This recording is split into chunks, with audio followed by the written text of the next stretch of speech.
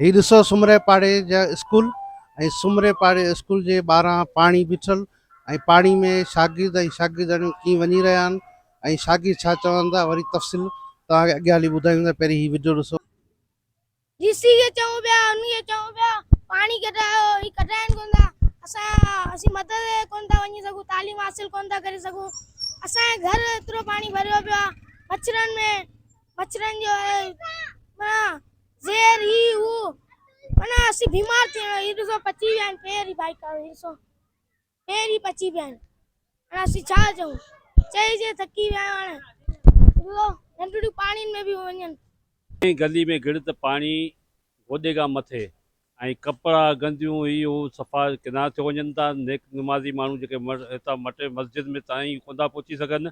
असीं हिते जी इंतिज़ामिया खे चऊं था त ख़ुदारा थोरी हिन तरफ़ हिन पाड़े सुमरा पाड़े ते नज़र रखी वञे ऐं हिते बि माण्हू शरीफ़ माण्हू रहनि था, पर हिते जी गंदगी जेका आहे सा माण्हुनि खे वधि खां वधि बीमार करे विधो आहे ऐं न ई हिते जी सफ़ाई थी आहे, न ई हिते जी इंतिज़ामिया ऐं हिन पाड़े ते गौर वीचार थी करे।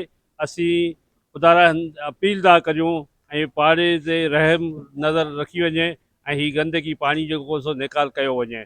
7 खां 8 ॾींहं थी विया आहिनि, सेर नबी चौक मुकमल पाणी जे हेठि आहे ऐं पाणी हुजण जे करे हिते कारोबार ठप थी चुको आहे। गाॾे वारा मज़ूरी करण खां जरा बेरोज़गार थी विया आहिनि। जी बिल्कुलु तव्हां ॾिठी, ही मसइलो अॼु जो मसइलो न आहे।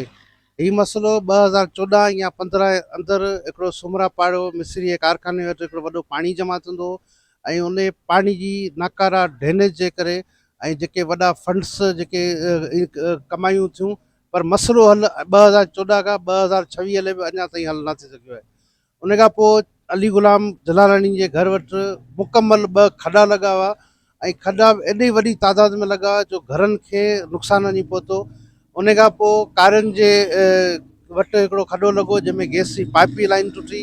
उन खां पोइ ख़ासकरनि जे घरनि वटि खॾो लॻो। उन खां पोइ हींअर आसिम स्कूल वटि खॾो लॻो आहे, जंहिंजी रिज़ल्ट इहा आहे त सुमरा पाड़ो सॼो पाणी जे हेठि आहे ऐं बुखारी कॉलोनी पाणी जे हेठि आहे, गुलशन फैज़ कॉलोनी जे हेठि आहे, सरकिन जो पिण पाणी जे हेठि आहे। हींअर अयाम जा ॾींहंनि सफ़र जो मेनू पियो हले। मजलिस औरतूं जी मजलिस अज़ा आहे, उते औरतूं जेके आहिनि पाणी में वञी मजलिसूं पढ़नि पियूं। सुमरे पाड़े में मासूम ॿारड़ा पाणी में अची क़ुर पाक की तइलीम हासिल करे रहिया आहिनि। स्कूल ॿार पाणी में वञी रहिया आहिनि। उन पाणी शिदत एतिरी घटिजी वधी वई आहे जो पाणी सॼो घरनि में दाख़िल थी वियो आहे। उनखे अलावा मच्छरनि जो हिकिड़ो वॾो एज़ाब जेको आहे उहो अची वियो आहे। उन लाइ बि हिननि वटि फारे जा पैसा कोन्हनि जो हिन टंडे मोहन खान जे अंदरि हिकिड़ो फारो स्प्रे मशीन हणाइनि जी स्प्रे हणाइनि जी मच्छरनि जो एज़ाब घटे, उहो बि हणण तयारु कोन्हनि।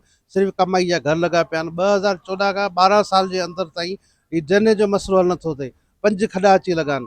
जंहिंमां चऊं था खॾा लॻंदा सुमरा पाड़ो सॼो गरक थी वेंदो, ही गरक थी वेंदा, उहो गरक थी वेंदा। गरक थींदा पोइ इंतिज़ामिया छाजी आहे, पोइ हीउ फंड छाजा विया वठो। हीअ पब्लिक हेल्थ जेकी असांखे एज़ाब बणिजी चुकी आहे असां टंडे मोहन खान जे रवासिन लाइ।